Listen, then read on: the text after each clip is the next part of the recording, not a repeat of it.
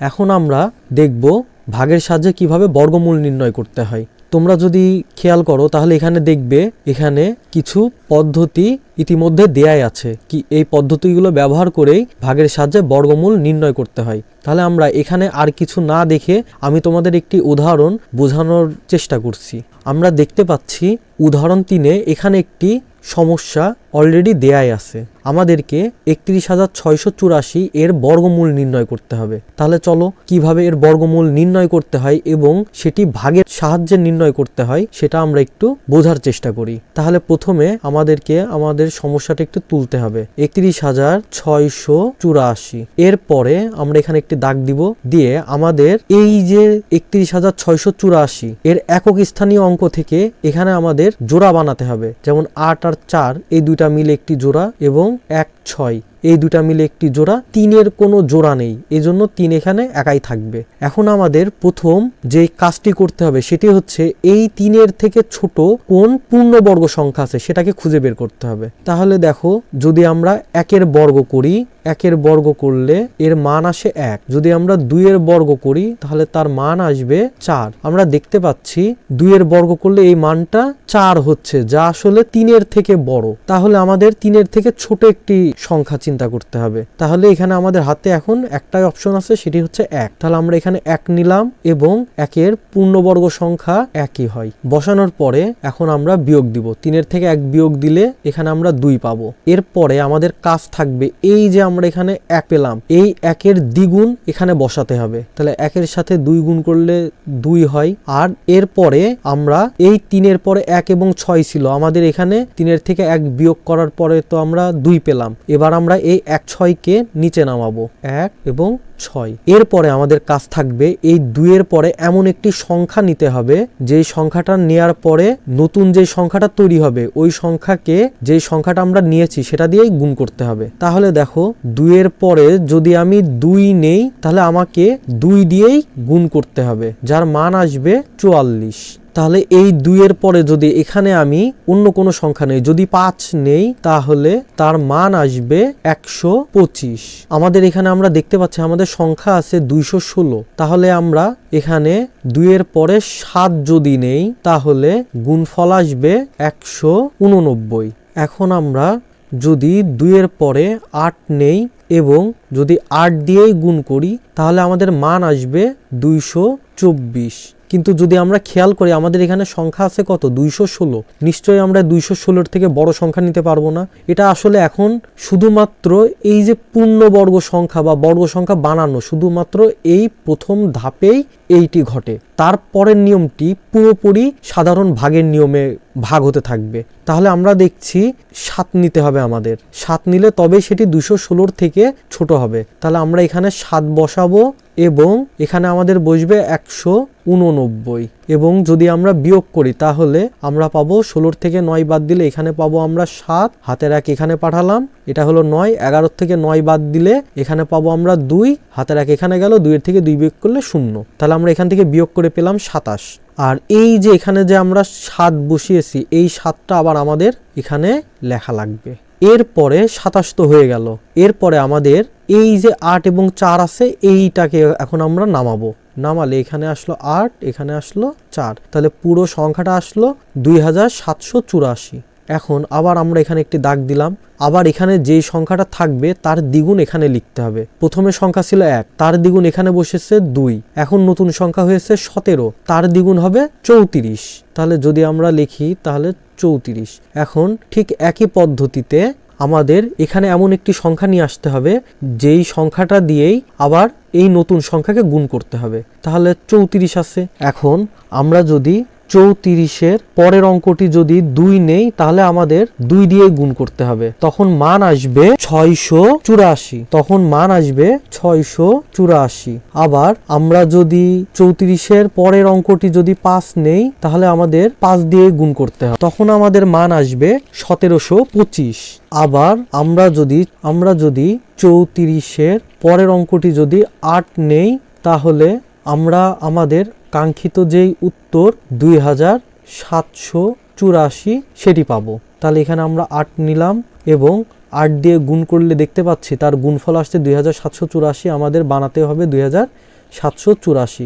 তাহলে এখানে আমরা লিখে দিই 2784 এবং ভাগের মতো এখানে 0। তাহলে আমরা এখানে নতুন তুললাম 8, তাহলে আমাদের এটা এখানেও লিখে দিতে হবে 8। এই যে 178 এই সংখ্যাটি হবে 31,684 এই সংখ্যার বর্গমূল। চলো আমরা একটু ক্যালকুলেটরে করে যাচাই করে দেখে আসি আমাদের উত্তরটি সঠিক আছে কিনা। যদিও আমাদের বইতে এখানে করে দেয়াই আছে, তারপরেও আমরা একটু যাচাই করে দেখি। তাহলে আমাদের সংখ্যাটি হচ্ছে 31,684। তাহলে আমরা ক্যালকুলেটরে এই যে বর্গমূল চিহ্নটা দিব, তারপর আমরা লিখব 31,684 দিয়ে আমরা ব্র্যাকেট ক্লোজ করে দিয়ে যদি আমরা সমান সমান চিহ্নে চাপ দিই, তাহলে আমরা দেখতে পারবো আমাদের বর্গমূল চলে এসেছে 178 এবং আমরা আমাদের খাতায়ও যে মানটি বের করেছি সেটিও 178। তার মানে কি আমাদের অঙ্ক সঠিক আছে।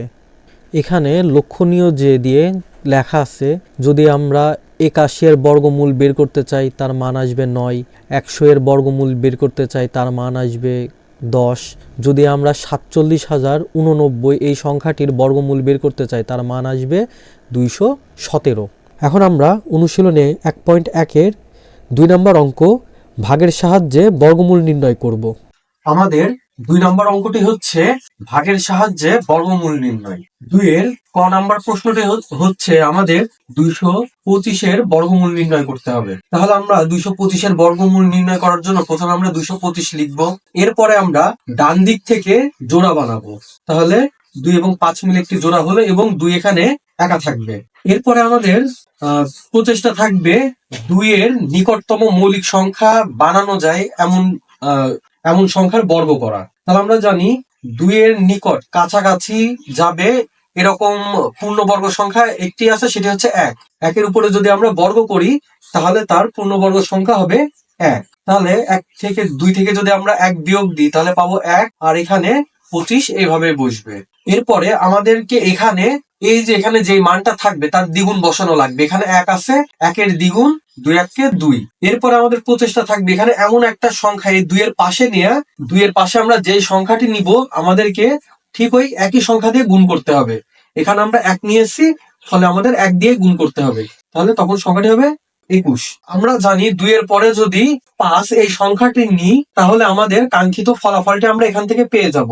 5 5 25, হাতে থাকে 2, 5 2 10, 11 12। তার মানে 25-কে যদি আমরা 5 দিয়ে গুণ দিই 125 পেয়ে যাচ্ছি। ফলে আমরা এখানে 5 বসাবো এবং এখানে 125 বসাবো। এটা নিঃশেষে বিভাজ্য হয়ে গেল এবং এখানে যে মানটি থাকবে সেটি আমরা এখানে লিখে দিব।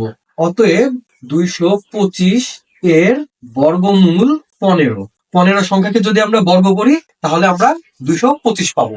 2-এর খ নম্বর প্রশ্ন বলছে আমাদেরকে 961 এর বর্গমূল বের করতে হবে এবং এটিও ভাগ প্রক্রিয়ায় বের করতে হবে। তাহলে আমরা 961 লিখবো, আমরা ডান দিক থেকে জোড়া বানাবো যেখানে গিয়ে 9 একা থাকবে এবং আমরা এমন একটি সংখ্যা এখানে লিখবো যার বর্গ করলে সেটা 9-এর কাছাকাছি যাবে বা 9-এর সমান হবে, কিন্তু 9-এর থেকে বড় হতে পারবে না। তাহলে আমরা জানি 3-এর বর্গ করলে 9 হয়, ফলে এখানে 9 থেকে 9 বিয়োগ করলে 0 হয়, আর এই 61টি এইভাবেই নেমে যাবে।